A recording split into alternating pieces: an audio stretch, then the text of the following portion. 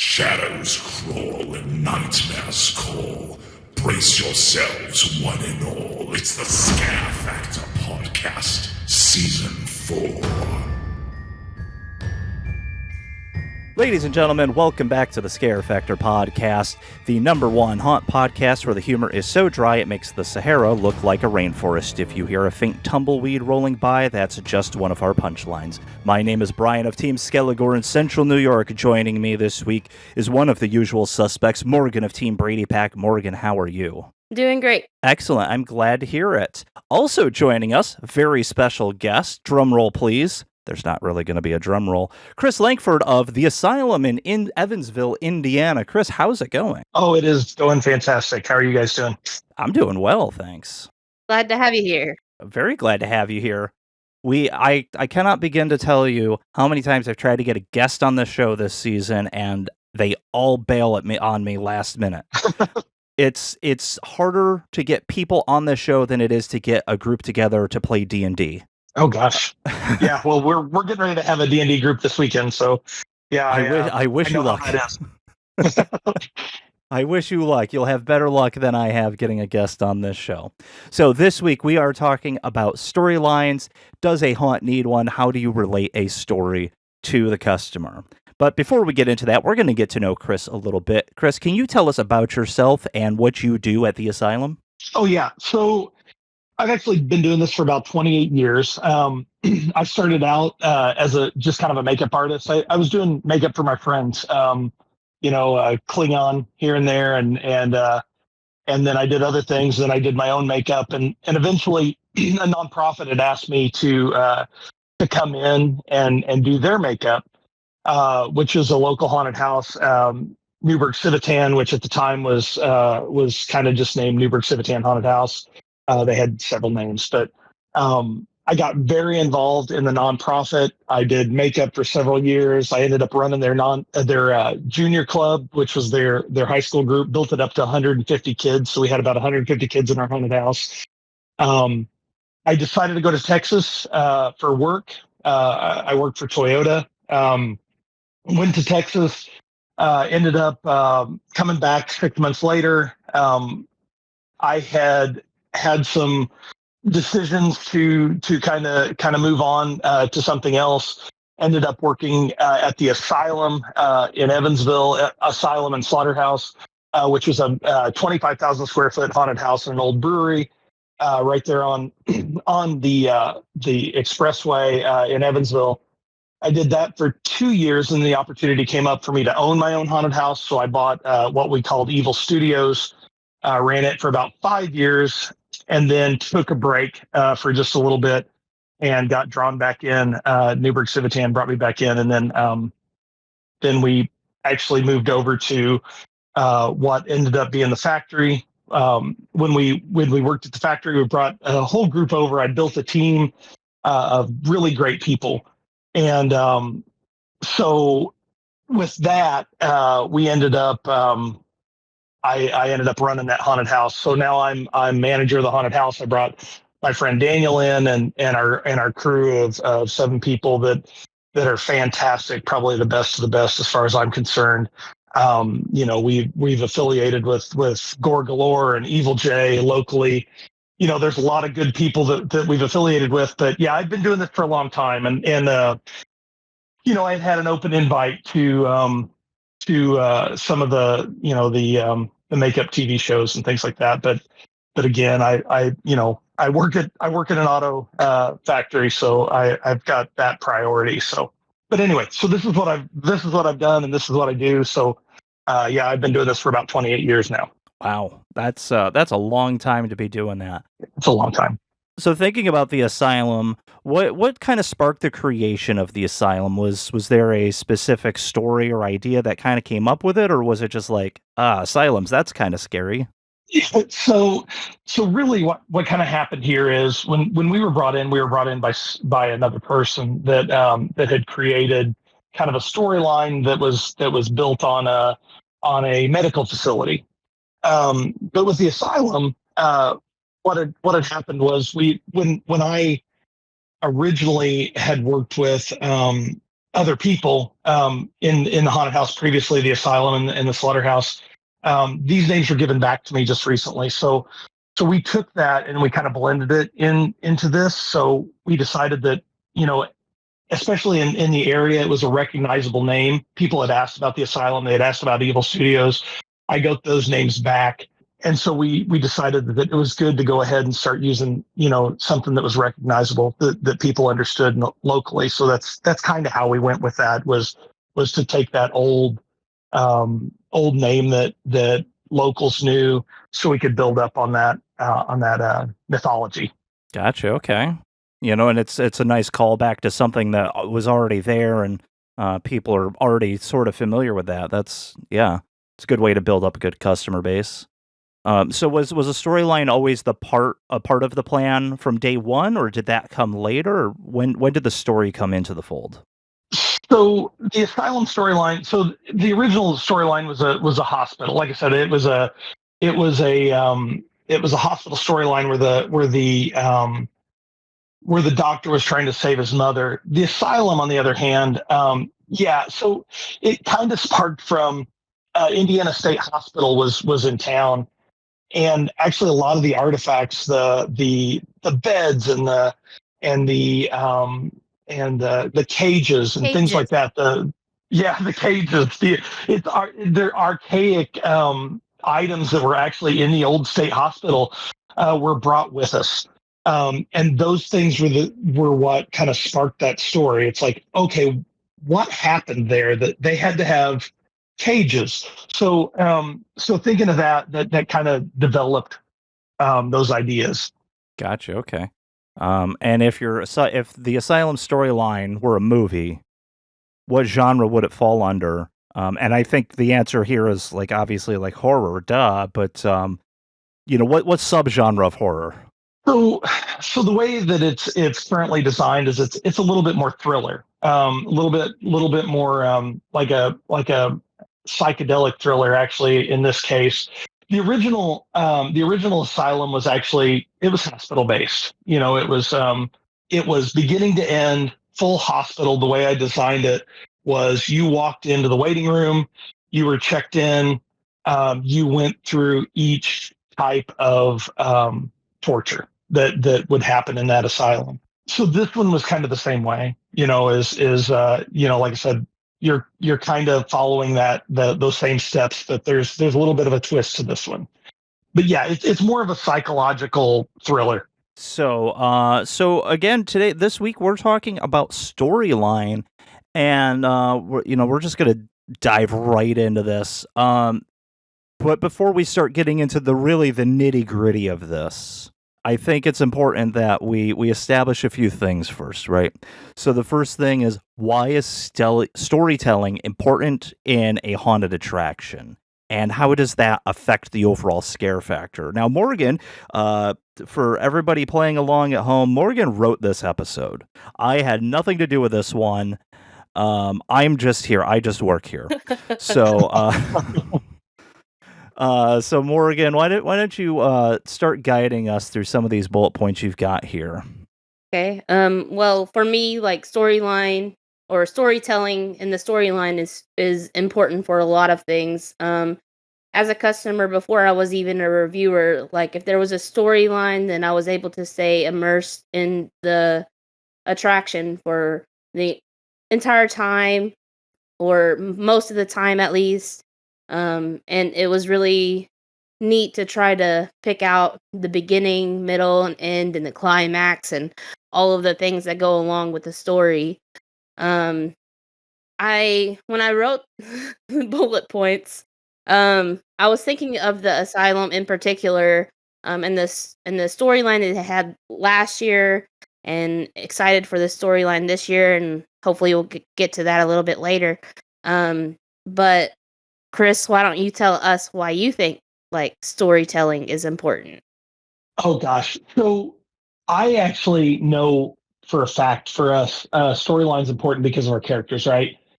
You kind of have to have that storyline to keep the characters kind of on task. Also, I'm a big movie fan. Like I collect movies. I love movies. I've judged film festivals. All things that are really important to me. So even in the haunted house, it's a beginning, middle, and end, just like any other story. So I love to see that develop. You have an impact right at the beginning that kind of sets up that story. You have those peaks and valleys, and the customer may not recognize that they're walking through a movie, but when they get to the end, they kind of feel that story, and that's extremely important to me. And for the customer, they can tell you that there are going to be certain elements inside that haunted house that go, okay, I know this character at the beginning. They kind of told me a story, but then they're also going to tell you that right in the middle, there was something really cool that they saw. And then at the end, they see, whatever impact that was. So the very final part of that story. So those are to me, that's why that's important. It's just the same as telling, any kind of movie. If you go into a haunted house where everything's kind of haphazard and doesn't make sense, you know it. Or if you get like movie characters where it's like every scene's a different movie character, it just doesn't make sense. And I think people understand that, and they kind of follow that storyline. And for us, we've actually taken a story that had happened previously, and we've built on that story. So we're like, okay, last year we had this, and this year we're going to go ahead and tell more of that story, but in a different form. So anyway, I believe that the real reason why it's important is your customers feel it regardless of whether they know that they're being told that story or not. Interesting. Yeah. I think a good story is important, right? Because like you just said, that the customers are going to feel it whether they're 100% aware of what it is or not. Look, I'm probably the dumbest guy in the room right now. But I like a good story, and I like when it gets dumbed down enough for me to understand. If that makes sense, is like I've been to plenty of haunts where they have a storyline, but it's so complex, and not only am I struggling to keep up with what this story is or how it's progressing as I'm going through the haunt doesn't even know. Yeah, it's impossible to find the story. Yeah. I've been to so many haunts where like they have elements of a story going on, and you go to their website and they have this, really well written backstory that's like, it's a whole novella of, Dr. Whoever, and this is the whole reason for the monsters and the spooky shit. And like, I ain't reading all that. Two, like, if I go to your haunt, am I gonna get all of the main plot points out of that, or am I just gonna be like, am I just gonna feel like I'm walking through a standard haunted house? Absolutely. So you've got to set it up for sure. You can't just let people go in blind. They have to be able to understand. Now, I'll tell you that we got a 1-star review from someone on Google this last year that said there was too much of a story, and to me that made absolutely no sense. I feel like you have to have a story. Too much story? There was too much story. I don't know. I guess maybe if they could articulate on what they mean by too much story, because I feel like I'm a reviewer though for, like I write big, huge, long reviews. It's my job to be articulate when it comes to that sort of thing. Yeah. And I feel like if I really thought there was too much story going on, I could kind of break that down and explain why, it needs to be simplified and dumbed down. But oh yeah, to just say like 1 star, there's too much story. That doesn't track to me. Well, for us, we only tell the story really at the beginning. It only kind of sets up what's going on in the haunted house. The story tells itself through the haunted house. As it should. We don't stop you at every scene and go, oh, this is what you have to know here. This is what you have to know here. No, we have to keep it moving. We've got a lot of people coming through. I've been to a haunt that does that. Oh, yeah. But the story tells you by images, right? So when you come into a scene, you have to move through it, and you have to learn something as you go through it.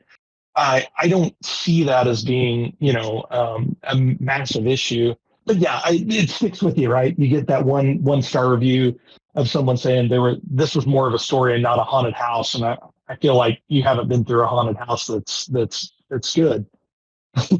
But I feel like more haunts try to focus so much on packing as many scares in as they can. Oh, where can yeah, we hit them with a jump scare? Where can we hit them with this animatronic? Where, how can we fit in more scares? And I get it. That's what 90% of the general public wants in a haunted house is show me the scares, make me scared.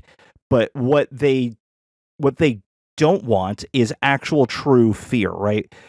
I could get more scared watching a really well-made movie that really pulls me into the story and gets me attached to the characters and makes me invested in what's going on than I will going through a haunted house and, you have the same 15 scenes that every other haunt has, and you're telling me some convoluted story that doesn't actually matter at the end of the day. Yeah, you hit me with a scare 4 times in every scene. Good for you. I love that energy, but where was the story? What was the theme? Well, the theme was scary. Well, okay. That's and it really it's hard. It's hard to get away from tropes, right? You yeah. kind of fall into the same things, and there's nothing new under the sun. Everything's been done, so you've just got to find a way to twist it a little bit. Or for us, it's we bring in special characters. We have Smiley and Mary and Larry and Bruni. We have characters that we're trying to build up and say, okay, we've got these special characters too, and we kind of work those into those scenes and develop those also. But they kind of tell that story, and we kind of build those characters up also. So there's also a story to be told outside of the haunt, something you can follow. I feel like you kind of have to build that up and build that community. And community is really important, I think to a haunted house and a story. Sure. So So what impression do you think a story leaves on guests? it depends. In our city, in Evansville, it's we're kind of on an island out here. We're equal distance from St. Louis and Louisville and Nashville and Indianapolis, which is a lot of big cities with big haunted houses and very very memorable haunted houses. For the most part. In If you've got a lot of people that are locally seeing a haunted house, you're showing them something different, right? So when I go to some of these other big haunted houses, I can see people kind of reacting to that. For us, it's I think when you see people leaving, the impression that they get is, okay, what kind of feeling did they get? What kind of story are they going to tell when they leave? What kind of personal experience did they have? And that's the thing, right? When something touches someone in a different way, and they tell those stories at the end. So they're talking to someone in the gift shop and saying, "Oh my gosh, I can't believe this happened to me," and this character did this, or this part of the story, something about what had happened, and you realize, okay, well, that was created. That was a created experience, pushing that forward. And for us, it's more and more intensity. So you start out slower, and then it builds and builds intensity. So the fear of that is part of it. And it's again, when we talk about community, that story and being a part of it, year to year, they want to come back and see, okay, what has changed, what has developed, what do I get out of it, and the survival of it. The stories they tell to other people. Oh, I got this out of it, and that's the big thing. The impression is these people that come through haunted houses, customers, that they feel a part of that community when they feel that story. And I think that's it. It's your intro. Your intro and your exit are the two most important things in your haunted house, and those characters will show those people exactly what has happened in those in the haunted house. So I definitely know it's because of that community and that personality that personal touch for the haunted house. So, when you're creating a story for an attraction, right? Let's say you're going to open a brand new attraction this year, totally new idea, new theme, new story. What does the process of writing that story look like for you, and how are you balancing originality with, the classic horror tropes that people kind of expect to find? Well, I can tell you for us right now, it is kind of developing a brand new story. So starting it out, it's tough, right? So finding a way to make it a little bit different and a little bit more unique is really hard. So unless you go some crazy direction, there's again nothing new under the sun. Everything's been done before. So what you do is you kind of look at that and say, how can I make this story fit our personality? And so at this point, we know that we're moving on from a medical storyline, which was a hospital, and it was a dark industrial sort of hospital, to something kind of darker. So what we're looking at now is, since we're kind of taking some of the old elements, so we're bringing in the asylum and Evil Studios. We're bringing back. Evil Studios is actually going to be our nonprofit side, and so when we bring in those things, we've also said, okay, well, why did those those things happen before, and how can we relate those to people and kind of bring in the old and the new? So what we kind of started developing is a cult theme. So we're looking at, how do we introduce something new into this kind of old classic tale of the hospital and those elements, and it's what's taking over that hospital, and why is it changing, and it's bringing a cult in to change that idea of what has happened inside, and why do they need to be there. So for us, developing a new story is kind of just taking those old ideas and saying, well, what hasn't been done or what is not being done. And of course, we just went to Midwest Haunt Con and saw that there were other groups doing a cult theme. And to me, that's interesting. But how can we twist that? How do we do that differently? And how do we introduce our personal characters into that idea? So that's kind of where we go with this. When you're developing a new story, you've just kind of got to say, what can I do to make people not have seen this? And in Evansville, nobody's seen this, right? So we're not kind of covering the same thing. We're covering something a little bit different. So for us, it is new in our area, but that's where we kind of go with that, is looking for what hasn't been done here before, and then take those elements and then tailor them to our characters. Right. And I would have to imagine that, taking any theme and making it your own entails just so much more than sticking your own characters into it, right? Because, Gosh, you could take any movie plot and just like, well, I'm going to take these guys out, put mine in, and ta-da, it's mine. Well, not really, yeah, right? There's no, so much more that goes into really making it your own thing that is so uniquely you. yeah, absolutely. And each one of us have a different personality. And like I said, I've got a fantastic team, people that I would never give up. And they all kind of give little elements to this where, I'll say, I've got this stupid idea, and I put all my guys through dumb things. And they'll be like, well, what if we do this? And of course, I think I've got like some horrible thing that I'm going to do to them. And they're like, how can we make it worse? So that's kind of how that goes, is how do we develop this? I come up with the concepts. Daniel, who's my co-manager, he comes up with, how to make those things happen inside the haunted house, and we develop the story and everything. But again, you're right. You can't just throw a character into it. You have to make sure that that's going to work for us, and we're going to have to make sure that those make sense to the entire plot. Yeah, for sure. And you were talking about all of the different elements that you have to bring into it, the theme and the story and the set. So when you're building, is the story first or is the set first? And which one do you think is harder to create? Well, that's funny.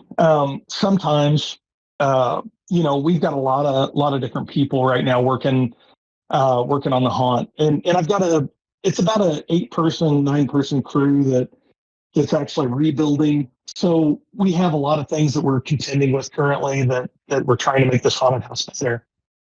Um, but that being said, usually I always say let the haunt speak to you, right? So we might have a storyline or we might have an idea, but you start building a room, that room kind of changes. So just as an example, we've changed the room from it was kind of hodgepodge. Last year was our first year. This year, brand new. We have a whole new energy to us, to the building, to the scenes. And someone, and I wish I could remember which one it is, and they're probably going to be mad at me when they listen to this, had the idea, could we do a cafeteria? And, it seems like a really interesting idea, but how does that work, right? So once we start building it, it's like, oh, okay, this makes sense. This cafeteria is part of the story because the cult's been trying to have mind control. How do they have mind control? Well, maybe it's through the food. So that has started kind of developing as okay, we've got this cool cafeteria scene that we've seen it time and time before, but we've never seen it done where it actually has part of the story in it. Where it's there's going to be elements to it that kind of show up some of the other items in the haunted house. So you might see something right before it or right at the end, but that is the pinnacle of your story. So again, when I say beginning, middle, and end, told like a movie, if you know how a movie script works, this will be the peak of that story. So that's kind of I say that, it's like, but sometimes, the story comes first, but sometimes that scene or that build starts to take a life of its own, and then you have to kind of change the story to fit it. For sure. So, what do you think creates for a better, or I guess more compelling storyline? Is it having the story first, or having the scenes first? Like, what creates the more compelling narrative, in your opinion? Oh, so definitely story first, right? So you've got to have some sort of idea of what you want. I've seen plenty of haunted houses, and to be honest, I've developed haunted houses in the past where it was this scene looks cool, so let's just build it, and we've done that and it's worked, but it doesn't make sense. It's not as compelling as having a story and a reason for having that scene. Not at all. Now, I will tell you, so Zombie Farm, when we created Zombie Farm and we created the name, so Newburgh Civitan in Evansville is fantastic, 50-year-old haunted house. We decided at one point that we were going to have to create some kind of theme, and it's out in the middle of nowhere. It's actually in the middle of a development now. It was originally out in the middle of a field, so we called it Zombie Farm, which was a cool name, and it hadn't been used before, and it attracted a lot of people. But that was pretty much it. The only thing at the beginning was we had the best intro character I could possibly imagine. I've never seen one like it since, which was our Earl character. And that is basically what the whole thing was set around, and people would come from miles around just to see him. That is something that could actually completely set off a haunted house. But if you don't have that personality, yeah, you definitely have to have a set. Now I've got both. I feel like I've got great actors at the beginning. I've got great scare actors in the haunted house. I definitely know that the story, drives that, but you can do it otherwise. It's just very, very, very difficult. I feel that. So you were talking about how sometimes when you're building the scenes in the rooms, the story kind of begins to come to life then. So how do you maintain consistency of that story from each room to room? And when you're building, do you have to go back to other rooms because the story has changed? Or how has that worked for you now and in the past? it can be haphazard, right? Again, you have a lot of different people doing a lot of different things. You do have to have someone that makes decisions, or a couple people that make decisions. There has to be some logic to it. But I also know that, we all get used to just building things. So in order to maintain that, you kind of have to say, okay, well, this is working here, this is working there. In what we've been doing now, and again, I've done all of it. We've done things by the seat of our pants and built, whatever. But now we've got a war room. We developed a war room that has, I think we've got 3 dry erase boards. We've got our calendar for our season. We've got actors for where they're going to be, because we already have most of our actors already available, but we're going to be hiring more. We have a solid, I feel like a solid plan for how we're going to move forward in the future. So yeah, you have to have someone maintain that, and I've got a good group of leaders. I've got about I think there's 7 of us total. So there's 2 managers, and then 5 or 6 people that are leading. But those leaders kind of drive that. And then of course we have we're developing a younger group to kind of bring them up and bring them into the haunt. But we're teaching them to kind of take over for us in the future. What's going to happen. So you have to have that knowledge to move forward and kind of cover all those bases. That makes sense. You were talking about actors. Do your actors, are they trained in the story, or are they trained in like the background of their own character roles, or both, or is there a mix? Both. Yeah. So I mean, here's the thing. We have veteran characters that know what their characters are. But what we started doing is writing their backstories to fit what happens. So we had, a lot of our characters came from Newburgh, Civitan, and a lot of the local haunted houses, and they've developed them over the years. And we may have had a character at a zombie farm where everything was a little bit darker. Those characters were a little bit more rural based, whereas these are a little bit more psychological based. So we'll take a character such as Rooney, and Rooney has turned from what was I don't know, it was a grittier character, so it was more like Blair Witch Project sort of, dark, gritty type of character to she became a nurse, and that nurse has developed a personality that's a little bit more outgoing and sadistic. So those are the kind of things that happen with the story. That character may change just slightly into the future.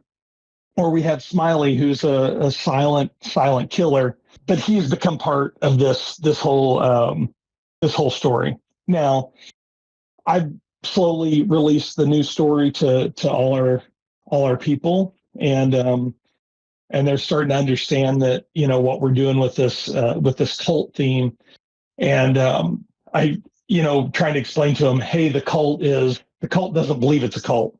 They think they're just a brotherhood, or they're just here to tag on to whatever chemicals are being produced in the building. So there's it's a little bit of a darker plot, but again, you're just trying to give people that come through those elements, and we take our actors and we teach them what's going on, and like I said, I've been releasing a little bit by little bit. We went to HorrorCon here in Evansville, and we've been developing a relationship with them. And we built a little chapel for that, with the symbols and stuff that we're using for this story. And it's kind of developed since. It's like, okay, how deep can we go in with this cult? And everybody's so excited about the cult. And the more we talk about the cult, the more our actors get excited about the cult. And so that's where we're headed. And yes, so again, back to your question. Yeah, we teach them what's going on, and they kind of absorb that. And it's like, where does my character fit? And we develop characters just for the story, and some of those actors will, but we've got about 5 actors that are, say, our veteran main actors, and they're developing their characters. So they'll continue with that storyline. So in the same way that your characters are constantly evolving and gaining depth, I would have to imagine your story does the same thing, your overall storyline. So when you adjust that year to year and you're kind of doing small edits and small rewrites, how are you approaching that? Is it more of a constant evolution? Are you occasionally, like once every 10 years, just like wipe it clean, completely reboot it? Are you just kind of tacking on to what's already there? How does that play out for you year to year? So it has to change year to year. You have to have some kind of major change one way or another. So like for me, I love storyline. So if the last year's was based on a doctor. The doctor was trying to save his mother. This year, the doctor may be we had planned that the doctor was going to be dead. We were going to kill him in a wood chipper. We were going to do that separately, and that was going to be part of the story. But now I think we've kind of shifted, and maybe the doctor is actually going to be a servant inside the haunted house. So that kind of, we just turn that story just a little bit. So if anybody is following the story, they understand that, okay, our groundskeeper, which is Skip, is at the beginning of the haunt. We've kind of changed our intro a little bit. We're making sure that it's a little bit more streamlined. So Skip is going to be the hero of the story, possibly. We're still kind of developing some of this stuff, and once our scenes are completely fleshed out, it may change the story just a hair. But I kind of like that idea of having heroes and villains. When I had Evil Studios, we created zombie hunters, and the zombie hunters are part of the storyline. We had a zombie themed downstairs and a carnival themed upstairs, and those are what kind of drove that story. We kept the overall, but it slightly changed every year. So the people that actually knew what was going on would go, "Oh, I get it. This is different this year," or "This character has been moved to a different scene, so they have a different kind of arc." It happens only for about 10% of your people. But what's cool is when you develop a community, so you're looking at, social media and things like that. If people kind of follow those things, they know what's going on. So that's kind of cool. Yeah, and you can't always count on people following that, but like we said, kind of at the beginning of the episode, where look, I'm a pretty dumb guy. You need to keep it simple for me, right? Sure. So in the same way that your story is constantly changing, evolving year to year, your scares are obviously going to be changing along with that. So what sort of challenges have you come across in keeping the story going while keeping scares fast paced, scaring forward, making sure that you're getting those big heavy hitting moments in terms of scares? So here's the big thing for us. So last year, again, first year, we actually built the haunted house in 3 months. So I felt like we were a little bit behind. It took us 9 months total, right? But we had to actually build the haunted house in 3 months. When we came in, we had to start from square one, and we had to rebuild the entire haunted house. 17,000 square feet is what the asylum is. Yeah. So we had to rebuild this entire haunted house. So what do we do this year, right? So we're looking at adding square footage. So we've got 17,000 square feet. We're talking about adding another 5,000 square feet outside. And we're looking at, kind of expanding that. So why do we think those things? So it's not just reviews. We look at reviews and say, what needs to be done? I look at my past balance. So we had a balance of props to actors. You have to look at cost. So I'm looking at actors cost a lot of money. So how do I balance actors with animatronics, and what kind of animatronics work for people? We know that personal touches, so like actors in scenes, are more important than animatronics in scenes, and what animatronics work. So that's what I got to look at, right? So when I'm trying to figure out how this balance works, I've got to say, okay, what worked for say Scare Factor? When Scare Factor came through and reviewed our haunted house, I looked at that pretty seriously, because it's a big respect for me to see someone that's in the industry and looking at what we do and saying, what did they react to, what didn't they react to? And then I looked at people that are first time to our haunted house, and say that, what didn't they like? And so we immediately last year, we had a reviewer come through when we were just not ready, 3 months in, and we barely had the haunted house going. And the reviewers came through, and they were independent reviewers, and they said, we think your haunted house is too dark. Okay, well, most of the time I could say, I don't know if that makes sense to me. But we immediately knew we had low voltage lights that we were given beforehand, and that's all we had to work with. So then we had to go through and buy a whole bunch of lights just so we could light up scenes and make sure that people saw what was going on, because we had these low voltage spotlights. So again, shifting, we look at this year. Okay, how does this build up work? I started out as, this is what we did last year. This kind of worked. I feel like I know the flow of the haunted house. I know where my actors are good. I know where we're weak. And we got reviews closer to the end of the year saying there was nobody at the end of the haunted house. Makes sense to me. We had a weak ending because our actors started floating up front.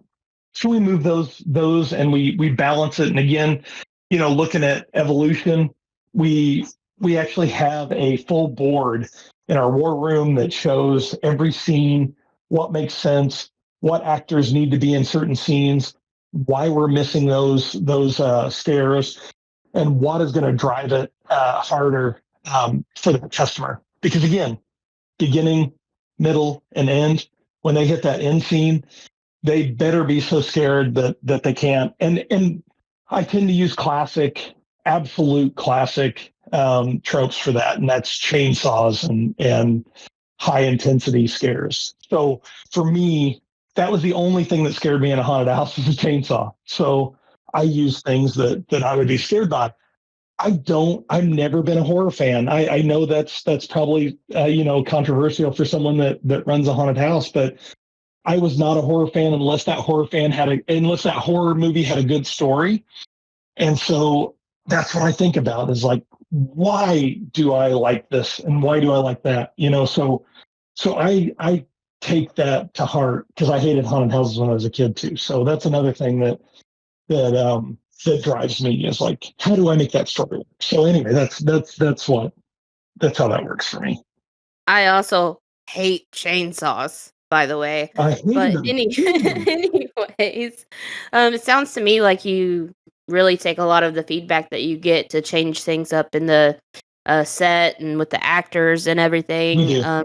Do you ever receive feedback that inspires changes to like your actual story? Again, 10% of your people are the only ones that I make up the number 10%, but because I know that the only time we really get feedback is when we do something special. So we had a full touch at Evil Studios. We had a full touch, and people really took that to heart. But storyline, no. But my biggest pet peeve, and this is probably just silly, but you hear so much when you're running a haunted house or when you own a haunted house is, what you should do. That's what everybody tells you. What you should do is, and I hear that 1,000 times. So I go a little numb. I try to be very nice to people that tell me what you should do is, because everybody has an idea. So when I say 10% of the time people are paying attention to the haunted house and the storyline, and some people just like to be scared. For us, again, in Evansville, it's a different animal. There's there's been a very specific type of haunted house that's been in Evansville, and we're trying to change that. But yeah, when I hear what you should do, unless that thing ends with because I know this or because I'm scared of this, I don't listen to it a whole lot because those are moments that everybody has ideas, but nobody wants to put the time into it. And if you've got that drive to put in the time, if you want to help me build this, I'll give you that opportunity. But before that, it's it's hard for me to kind of accept those opinions, unless again it's a technical thing. I didn't like this, or someone said this to me and it was inappropriate. Those are the things I take to heart.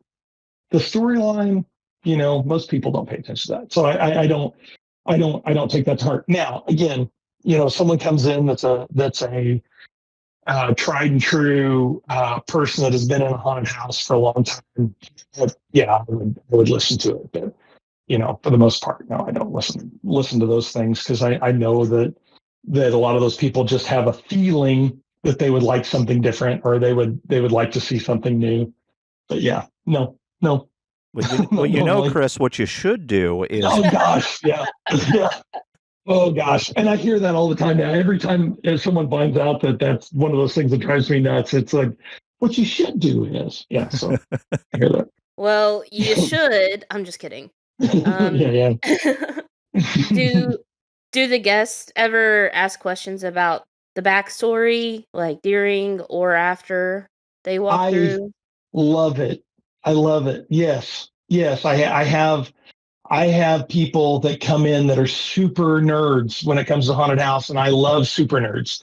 I love those people that are so passionate about the character or the story or what you're doing and how you build it. No, I absolutely love it, and I think that's what drives me for this. Right? You realize you created something, and someone has been affected by it and they want to ask more questions about it, or they want to know about the character, or they want to know about the story.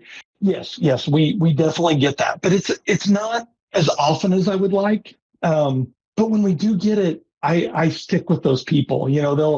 They'll stand in line and they'll be like, I've been through this haunted house 5 times. We had this year, my favorite thing was we are fully handicap accessible, and there is a person that came through and we did not know that she had been through 7 times, and she was so excited about the haunted house and the story, and she told us how she had come through and in her wheelchair, and there was one scene that she didn't get to go through because it's actually tilted, and she goes, can I go through that scene this last time? And she wanted to know why that scene was that way. I was so excited about that because, again, you don't think about those people that really dig into it. When they do dig into it, that's the moment that you're like, oh gosh, that's awesome. So yes, we had those people. So it's cool. So do you see the Asylum story evolving into something bigger over time, or do you think it's going to kind of, remain the sort of, is it going to turn into like, a larger cinematic universe, so to speak, or is it going to remain to be a localized thing? Here's the thing. I'm an idiot when it comes to this stuff. So hey, same. I can't stop. I can't stop. So when we start looking at stuff, and again, I've got fantastic people around me, and we all love the same thing, and we're all like so connected, and we're such great friends that when I come up with something, I'm not sure how they're going to react to it, and I apologized to Skip, the groundskeeper, because I said, I've got an idea this year that I know you've had to put up with me coming up with these ideas, but I've got something I've been wanting to do for like 10 years. So again, I took a break for a period of time because I wasn't sure I wanted to do it anymore. And then I came back, and again, I'm an idiot, and I just keep pushing. And he was like, listen, we've done a lot of stuff together, and I get it. I'm fine with it. And we're looking at doing some things that make our whole haunted house a little bit more interactive. So yes, I can't stop, and it's got to be bigger, and it's got to be just a little bit more exciting every year, and there's got to be something more interesting, and we've got to have things going on where people want to come and hang out. So in the future, we would love to expand, and we'd love to see more elements to this haunted house, go into different places. We've had opportunities in Evansville again, where the haunted house that everybody has gone to as a tradition over the years may or may not be final. And so we have, unfortunately, because of the circumstances, been able to look at where we're going to go in the future, and can this expand, and can we get more people in, because in the past the big problem is we've had competition that's been so strong that we know that we can only go to a certain level, and in that case you can't spend more money. You have to stay at a certain level of the haunted house, and now it's a possibility for us to get bigger and do different things, and find new avenues to kind of go down. And that's what we're kind of looking at right now. It's like, this is our second year. We're looking at what can we do bigger than last year. And unfortunately, that just goes every year. It's like, okay, what can I add this year that makes it that more exciting to people? And what can people see that they've never seen before in this area? So yeah, no, every year it's got to continue to grow, and the story's got to continue to change. And that's where we're at. It's it's the nature of the business. Sooner or later, you'll engulf the entire state of Indiana, and I look forward to that one. That's what I want to do. That'd be great. That's what I want to do. Yeah, just, haunted Indiana, the whole state, everything. Being a haunt owner is tough. Yeah. The actual beginning of the zombie apocalypse. Yeah. Who would have thought it would be started by a haunted attraction? I don't know, everybody. Everybody. Yeah, why not? Yeah. That's actually my whole thought is we turn everybody into this cult. So that's how this starts is we start our own cult, and then everybody turns everybody into zombies. So Hey, wait a minute, I've seen this movie before. I'm smart enough not to fall for this one. So I got one last question for you here before we start wrapping things up. When customers are leaving your haunts, obviously you want them to feel, expectant for next year in terms of the story. They want to know how that story's evolving. You want them to have felt scared, that sort of thing. Are there specific feelings you want people to be feeling as they're leaving? In terms of like the story, I guess the question here is, do you think the story leaves a lasting impression on people year to year, or do you think not so much? Do you think more people are looking at this as that was a fun night out, and they're not really thinking about it too much longer after that? Unfortunately, I feel like it's like fireworks. You see them, you film them, you keep them on your phone, and you never look at them again. I kind of feel that way a lot of the times. I think the story makes us feel better, right? I think it makes our actors feel better. I think that is what drives the haunted house, and I think that's what is important for us. I do think there is a percentage of people, and I think that's those outliers, right? So people that travel, 2 hours, 4 hours, 5 hours. We had a 5-hour travel because they had seen our review actually on Scare Factor that had driven down 5 hours just to see our haunted house. We've had other haunted houses that saw that we were doing something new and they wanted to come see us. Those are the people that's important to. Now, does that affect the customers that are general population, right? So you get 10 to 20,000 for us. It's about 10 to 20% of your population. For us, it's about 10 to 20,000 people that could potentially be your customers. So do those 10 to 20,000 people appreciate a story? I think they appreciate characters. I think they appreciate the work that you've done. They may not know why they appreciate it, but they appreciate it. I think that they appreciate the elements of that story. I don't think they understand. For us, I don't think they understand what that story is. Now, on the flip side of that, the story makes me feel better. It makes my actors feel better. Right. It gives you purpose to work towards. It gives you kind of a unified vision, right? Absolutely. And again, as a movie lover, I love having it because I know that there is a structure to it. I hope that those people get that out of it. But again, I've been doing it 28 years, and we are in a community that appreciates horror, but I don't know, and I wish I did, that they appreciate nuances of the art of it, and you hope that they do, but you just don't always know because it's such a fast thing that happens. You get them in the line, they're sitting in the line, you talk to them in the line, you get them in, you see them in the gift shop, and then they're gone. So we don't know unless they give us reviews, and even then we don't know. And then, like I said, then you have one review that hangs up on you that says, "I like the story. There's too much story." There's too And much story.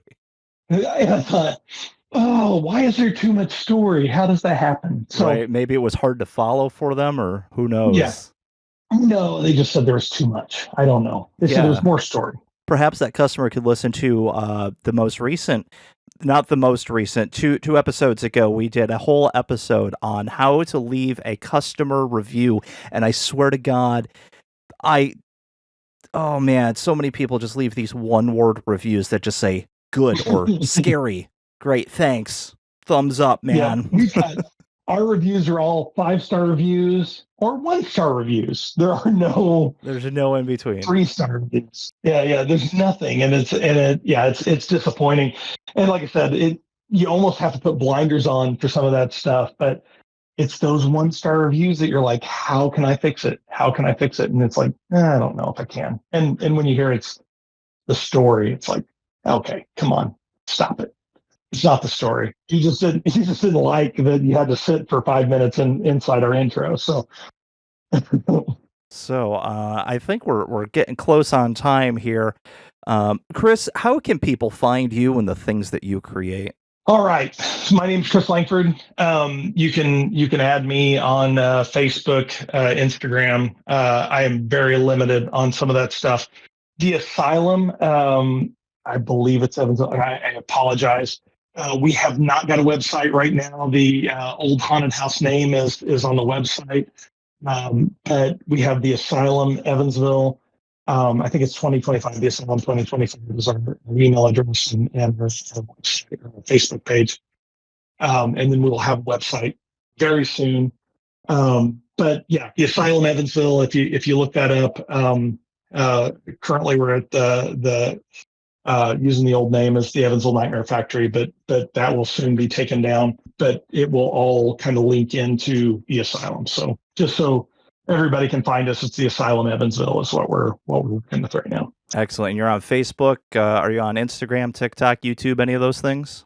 Yep, all of them. Yeah, we're on all of them, and we're still developing our media presence right now. We should be up in the next month or so to change to the Asylum. So keep looking. We're at 1520 North 5th Avenue in Evansville, Indiana. So that should kind of tell you our location and just kind of keep up with us. But the Asylum is on Facebook, Evansville. So, yeah. All right. Yeah, so go give them a follow and watch for the things that come out of that. That'll be interesting to see pictures and stuff as we get closer to the season. I'm sure some cool build pictures and whatnot might pop up there. So you can follow The Scare Factor on Facebook, Instagram, TikTok, and YouTube. Check out our website, thescarefactor.com, to read reviews, find haunts, and to check out the newest section, Spooky Spots, where you'll find fun and spooky places to go all year round. This podcast is available on YouTube, Spotify, Buzzsprout, Google Podcasts, Stitcher, Podcast Addict, Podchaser, Deezer, Player FM, and Podcast Index. If you're listening to it, you found it. It's wherever you get your podcast. The Scare Factor is now an affiliate of FrankenFuel, energy drinks for weirdos like you. Yes, you. You can get 15% off your order today by going to FrankenFuel.com/scarefactor or by clicking the affiliate link in the show's description. FrankenFuel. Wake the dead, fuel the living. We have been Bryan of Team Skelligore, Morgan of Team Brady Pack, And Chris Lankford of the Asylum in Evansville, Indiana. And this has been the Scare Factor Podcast. Stay scary.